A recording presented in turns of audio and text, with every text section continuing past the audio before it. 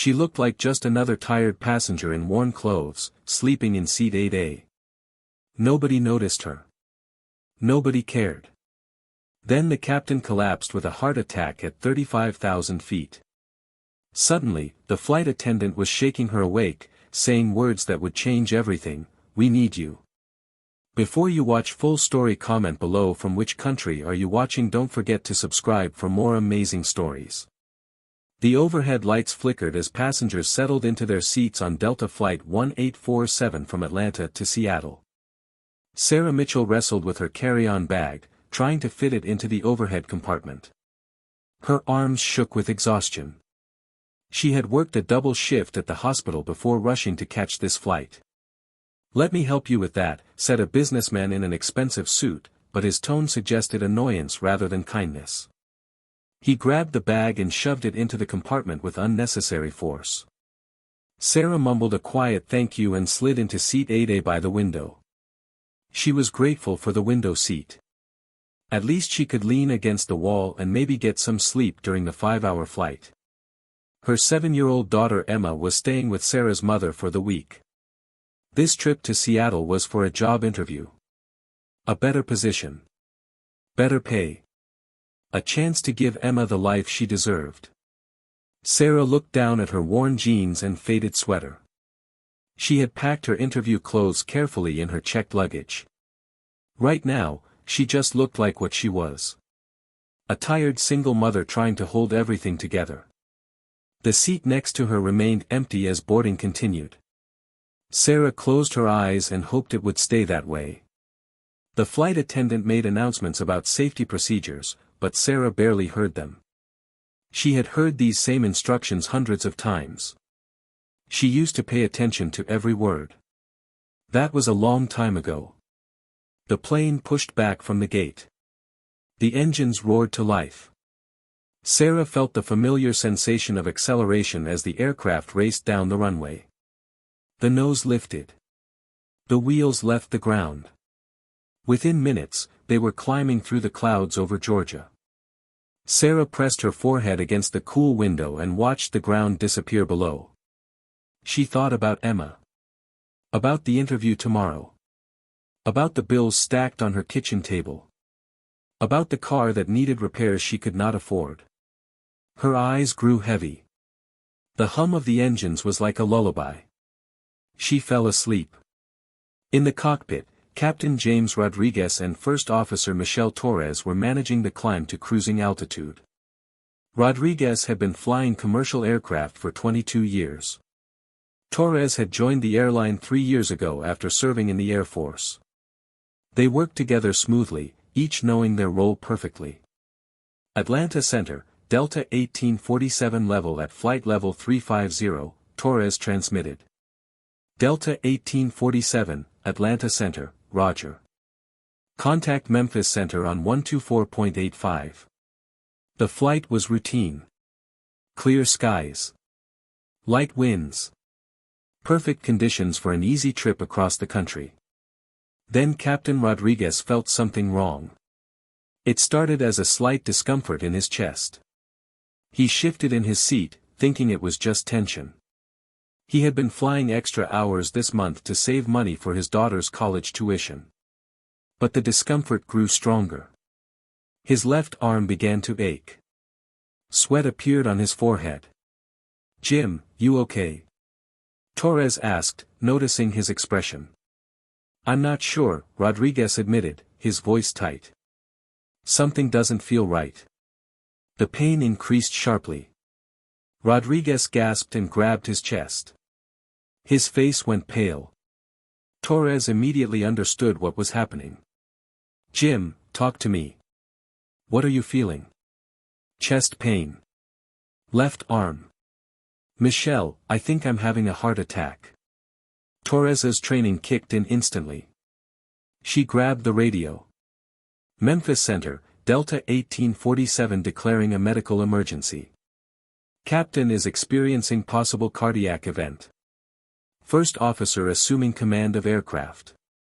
Requesting priority handling and medical assistance on landing. Delta 1847, Memphis Center copies medical emergency. Stand by for instructions. Squawk 7700. Torres changed the transponder code to 7700, the universal signal for an emergency. She reached for the interphone to call the senior flight attendant. In the cabin, Senior Flight Attendant Robert Chen received the call. His expression changed as he listened. He hung up and immediately made an announcement. Ladies and gentlemen, we are experiencing a medical emergency in the cockpit. If there are any licensed pilots aboard this aircraft, please identify yourself to a flight attendant immediately.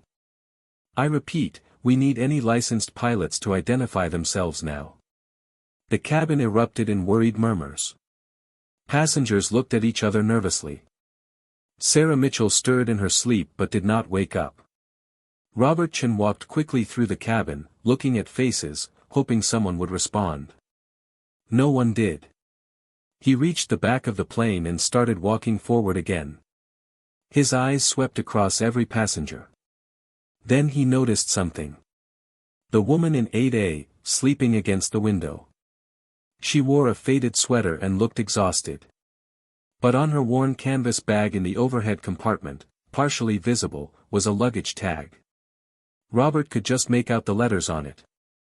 Captain S. Mitchell. His heart jumped.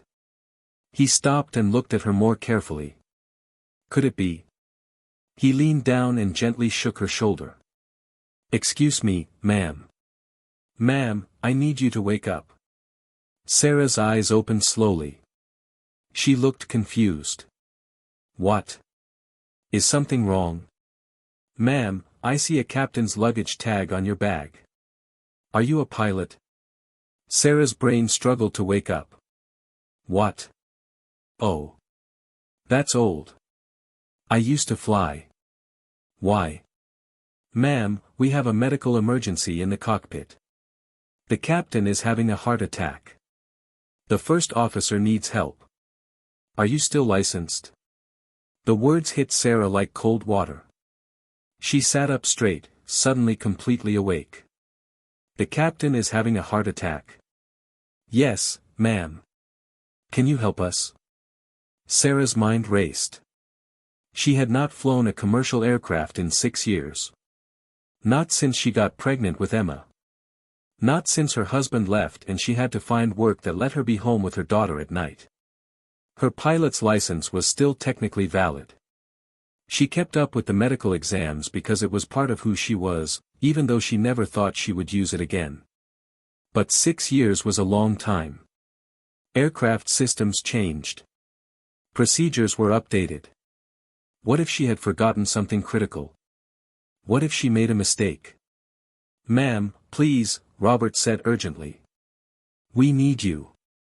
Sarah looked at his face. She saw the fear there. She thought about the first officer in the cockpit, suddenly alone with a medical emergency and a plane full of passengers. She thought about all the people on this aircraft. People like her, just trying to get somewhere. Trying to get home to their families. She unbuckled her seatbelt and stood up. Take me to the cockpit. Robert Chen led her forward quickly. Passengers stared as they passed. They reached the cockpit door. Robert knocked in the special pattern and the door unlocked. Sarah stepped inside.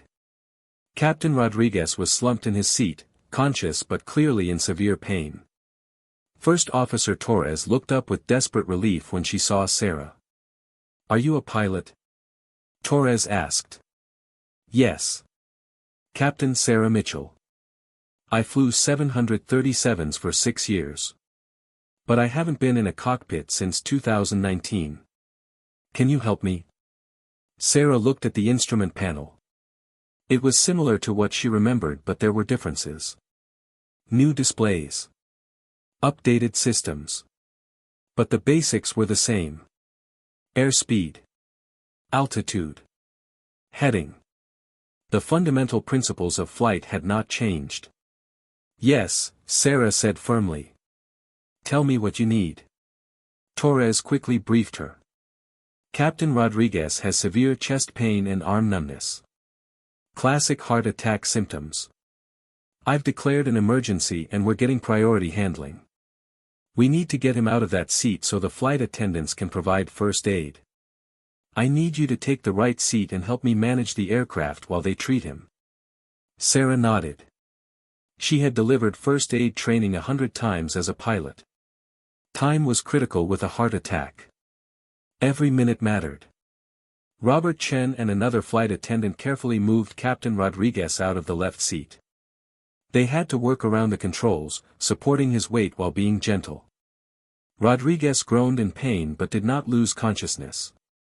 They laid him on the floor of the cockpit and immediately began treatment.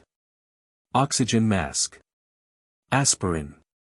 Monitoring his vital signs. Sarah slid into the right seat, the first officer's position.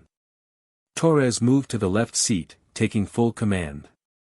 Sarah fastened the 4-point harness and put on the headset. Suddenly she was back in a world she had left behind. The sound of the engines. The feel of the controls. The constant stream of information from the instruments. Sarah, I'm Michelle Torres. Thank you for being here. What's our situation? We're at 35,000 feet, cruising speed. 214 passengers and 6 crew. 3 hours of fuel remaining. I've declared an emergency but we need to decide on our diversion airport. Sarah looked at the navigation display. They were over Arkansas, roughly halfway to Seattle. What are our options? Memphis is behind us. St. Louis is ahead. Kansas City is a possibility. All have excellent medical facilities. What's the weather? Clear everywhere. No issues. Sarah's mind worked through the decision tree. St. Louis was closest and had one of the best cardiac centers in the country. Recommend St. Louis. Best medical care and shortest distance. Torres nodded. Agreed. Memphis Center, Delta 1847 requesting immediate diversion to St. Louis Lambert. Captain experiencing cardiac emergency requiring immediate medical attention on landing. Delta 1847, Memphis Center copies. Cleared direct St. Louis, descend and maintain flight level 240. St. Louis is being notified. Emergency equipment will be standing by. Torres began the descent. Sarah monitored the instruments, backing her up, watching for any issues. On the floor, Captain Rodriguez was stable but still in obvious pain. The flight attendants worked calmly and professionally. Sarah realized her hands were shaking slightly. 6 years away from the cockpit. And now she was here, helping manage an emergency on a plane full of people. What if she messed up? What if her outdated knowledge caused a problem? Sarah, Torres said quietly, noticing her tension. I can see you're nervous. But you're doing great. I just need you to monitor and back me up. You remember how to do this. Trust your training. Sarah took a deep breath. Torres was right. The training never really left you. It was built into your reflexes, your thought patterns. She had spent thousands of hours in simulators and in actual flight, preparing for emergencies. This was what all that training was for. I'm good, Sarah said, her voice steadier. Let's get everyone on the ground safely. In the cabin, Robert Chen made an announcement. Ladies and gentlemen, we are diverting to St. Louis due to a medical emergency with one of our pilots. The flight is being managed by our first officer and an additional qualified pilot who was traveling as a passenger. There is no danger to the aircraft. We will be landing in approximately 30 minutes. Please remain calm and seated. The passengers reacted with a mixture of fear and curiosity. Some prayed. Others held hands with loved ones. A few tried to peek toward the cockpit, wondering who the mystery pilot was. The businessman who had helped Sarah with her bag earlier turned to his seatmate. Did they say a passenger is flying the plane? What kind of passenger knows how to fly a jet? An older woman across the aisle spoke up. She had been sitting near 8A. That tired woman who was sleeping by the window. They took her up front. She had a pilot's bag. The businessmen said with disbelief. She looked like she could barely stay awake. Apparently, she's saving all of us right now, the older woman said sharply. In the cockpit, Sarah and Torres worked smoothly together. They ran through checklists, coordinated with air traffic control, and monitored Captain Rodriguez's condition. Sarah found herself falling back into the rhythm of flight operations. Her hands moved across the instrument panel with growing confidence. The procedures came back to her, one by one. Delta 1847, contact St. Louis approach on 120.55. 120.55, Delta 1847. Torres switched frequencies. St. Louis approach, Delta 1847 with you, descending through 24,000 for 10,000, medical emergency aboard.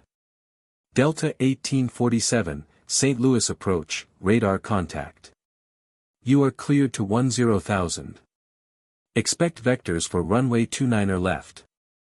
Emergency equipment is in position. Sarah looked at the weather display. Perfect conditions. Clear skies. Light winds. At least they had that going for them. Torres began configuring the aircraft for landing. Slowing down.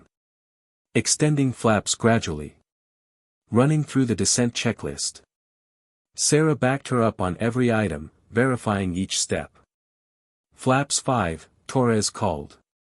Flaps 5, green light, Sarah confirmed. Landing gear down. Sarah watched the indicators. 3 green lights, gear down and locked. They broke through 10,000 feet. St. Louis was visible ahead, the gateway arch gleaming in the afternoon sun. Sarah could see the airport. The runways laid out below. Delta 1847, turn right heading 270, descend to 3000, cleared ILS approach runway 29er left. Right to 270, 3000, cleared ILS 29er left, Delta 1847.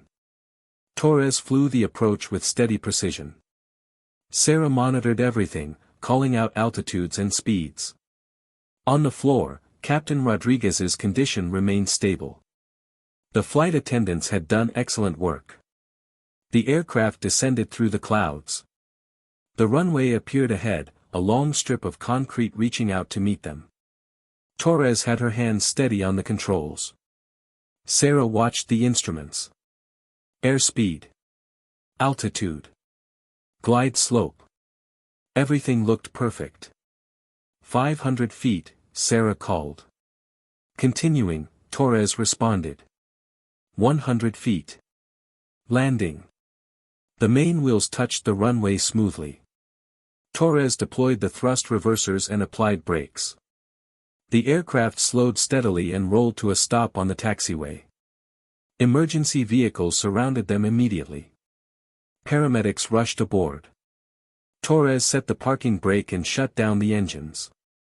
She looked at Sarah. Both women were breathing hard, adrenaline still pumping through their systems. "Thank you," Torres said simply. "I don't know what I would have done without you." Sarah felt tears suddenly sting her eyes. "I'm just glad I could help." The paramedics took over, moving Captain Rodriguez onto a stretcher. He was conscious and gave them a weak thumbs up as they carried him out. The passengers remained seated, watching everything with wide eyes. An airline supervisor and additional crew members boarded the aircraft. The supervisor approached the cockpit. "I'm David Harrison, station manager." "First Officer Torres, excellent work. And you must be the passenger pilot." "Sarah Mitchell," she said, suddenly feeling exhausted again. "Captain Mitchell, I understand. We've pulled your records. You flew 737s for us until 2019. Exemplary service record. Then you resigned. May I ask why?" Sarah hesitated. She had never talked about this with anyone from the airline. "I got pregnant. My husband left. I needed a job with better hours so I could raise my daughter alone.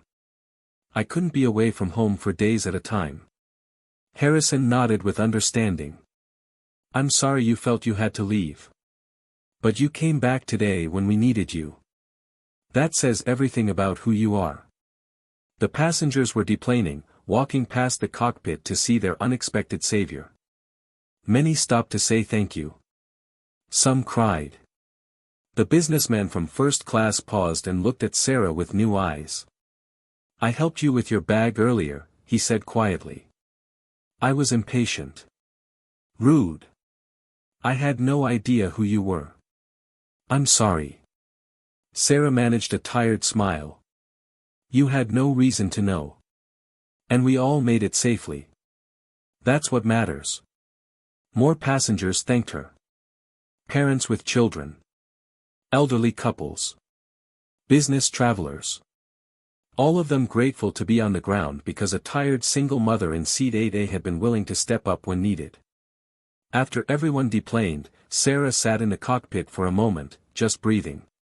Torres sat beside her. How does it feel to be back? Torres asked.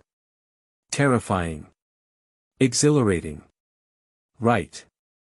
Sarah laughed softly. I forgot how much I loved this. How much I missed it. Why did you really leave? Sarah was quiet for a moment. Flying was my dream since I was a little girl. I worked so hard to become a pilot. Then I had Emma, and suddenly I had this tiny person depending on me. My husband couldn't handle it. He left when she was 6 months old. I was trying to nurse a baby and maintain my flight schedule. I was exhausted all the time. Missing milestones. Leaving her with babysitters constantly. Finally, I realized I had to choose. So I chose Emma. That must have been incredibly hard. It was the hardest decision I ever made. I took a job as a nursing assistant at a hospital.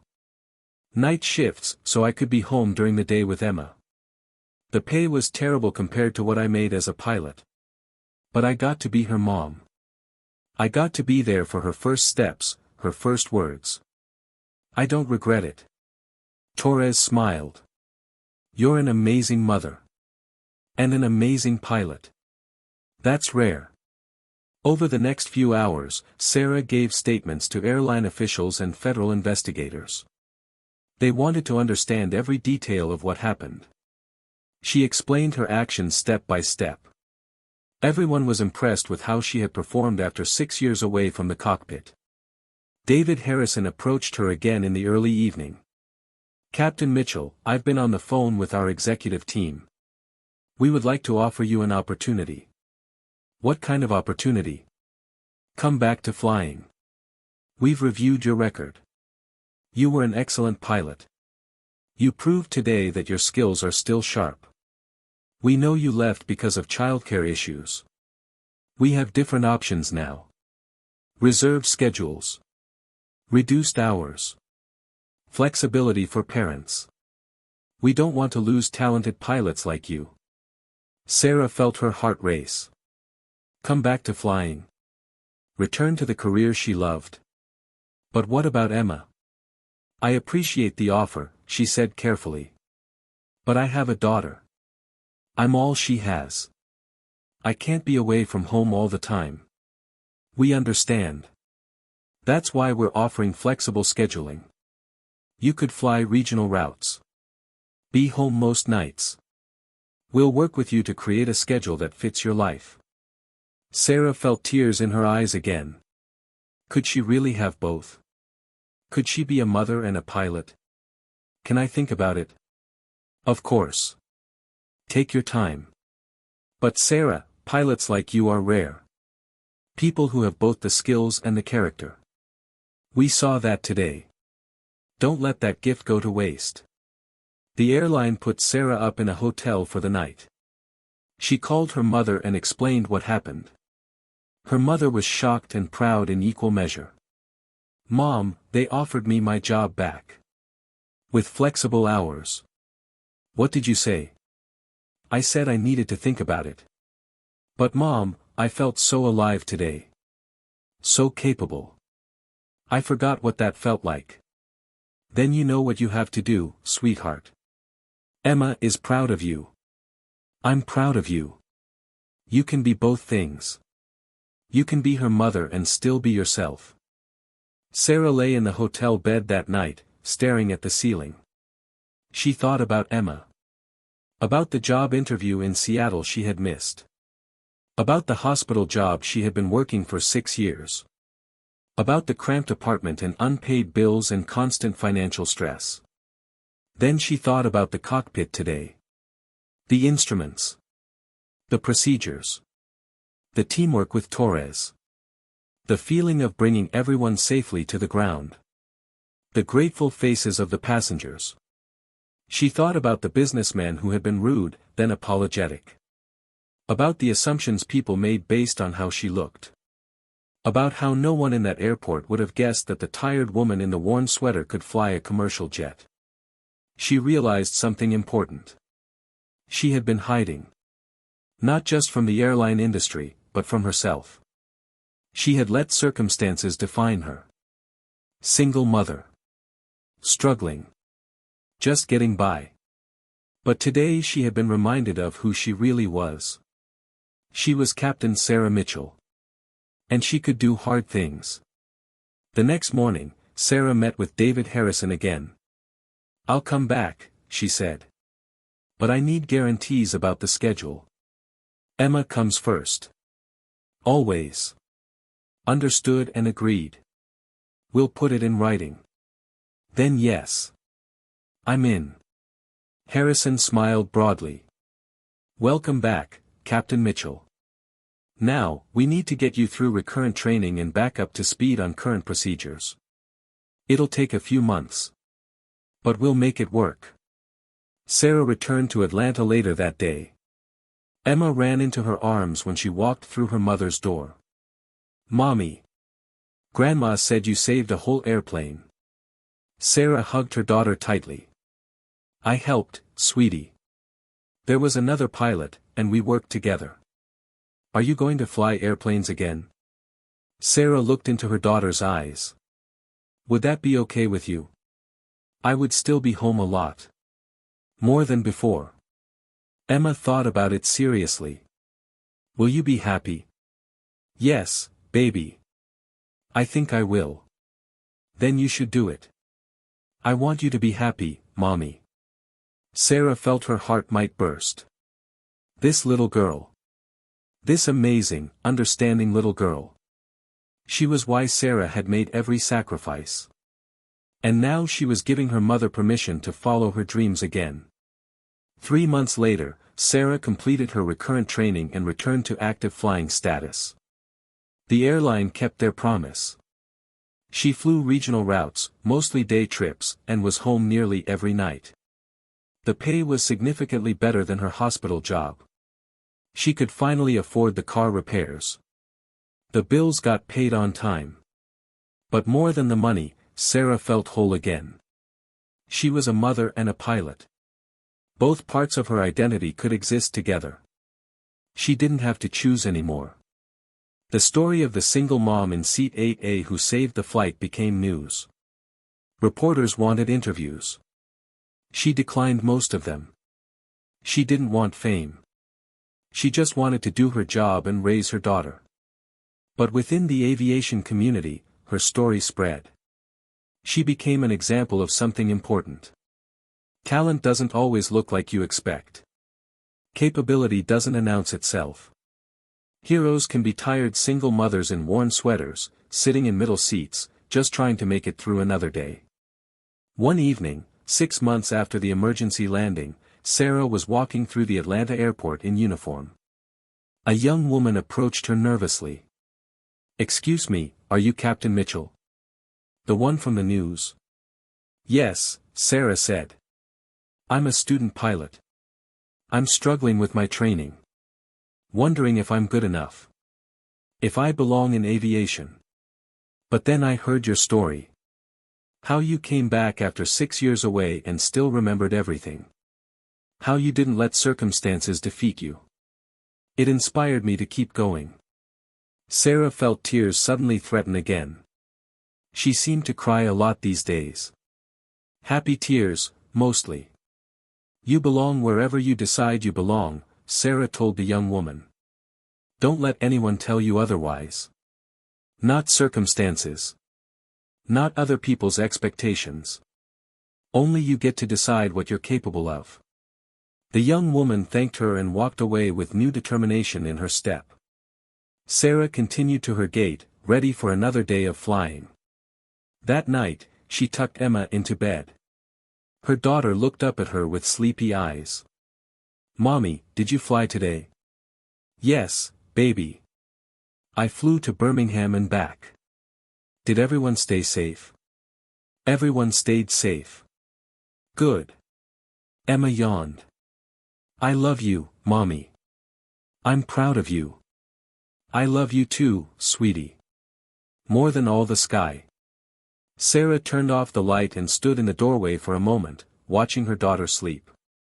She thought about that day on Flight 1847. About how close she had come to missing her chance. About how a crisis had turned into an opportunity. She thought about all the passengers who had dismissed her as just another tired traveler. How they had learned not to judge people by appearances.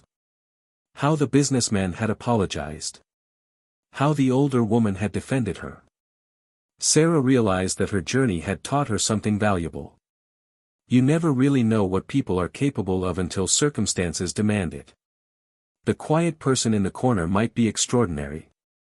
The struggling single parent might be a hero waiting for their moment. She had been both visible and invisible at the same time. Invisible in her worn clothes and exhausted expression. Visible in her actions when it mattered most. As she walked to her own bedroom, Sarah felt grateful. Grateful for the second chance. Grateful for Emma. Grateful for the airline that welcomed her back. Grateful for First Officer Torres who had trusted her in the cockpit. Grateful for her mother who supported her dreams.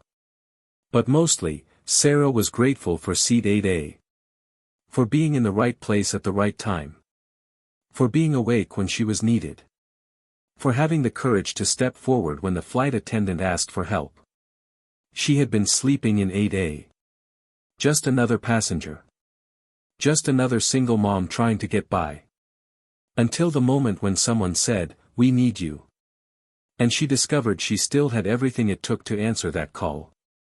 Captain Sarah Mitchell fell asleep that night with a smile on her face, knowing that tomorrow she would wake up and do it all again. Be a mother. Be a pilot. Be exactly who she was meant to be. The story of Flight 1847 would be told in aviation circles for years.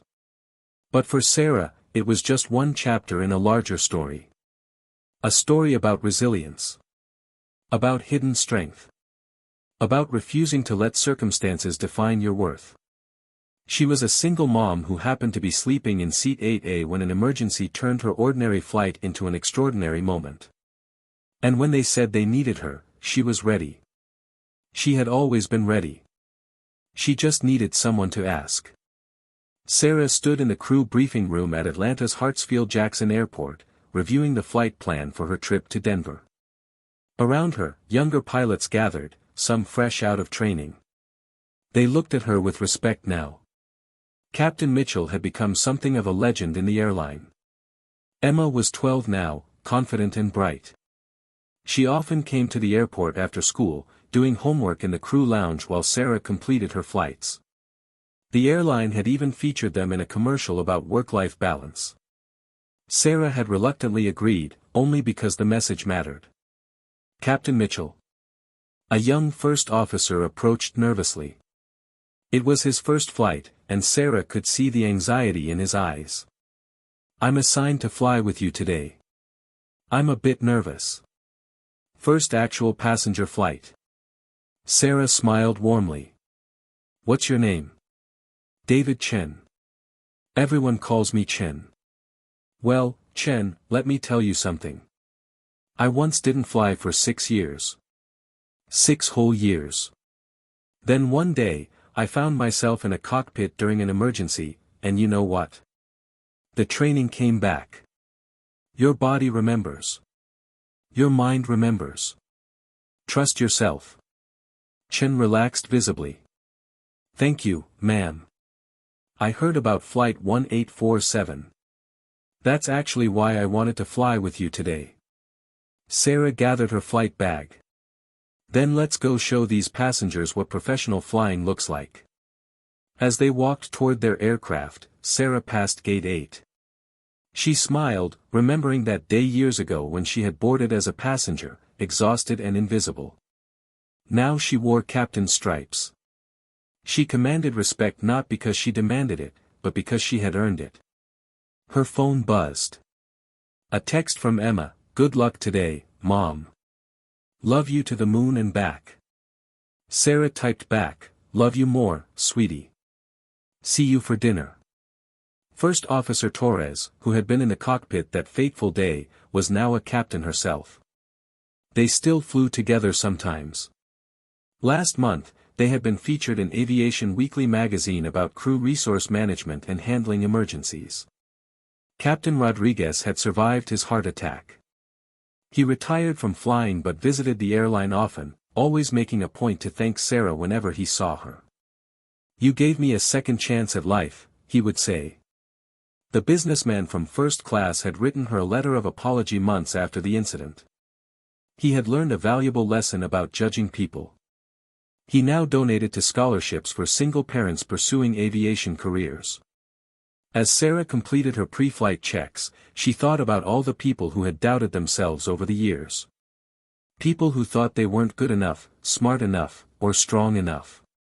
People who let circumstances define them. She had been one of those people. Sleeping in 8A, invisible to the world, convinced her best days were behind her. But life has a way of giving you exactly the challenge you need at exactly the right moment. Sometimes you just need someone to say, "We need you." And then you remember who you really are. Sarah started the engines and smiled. Today was going to be a good day.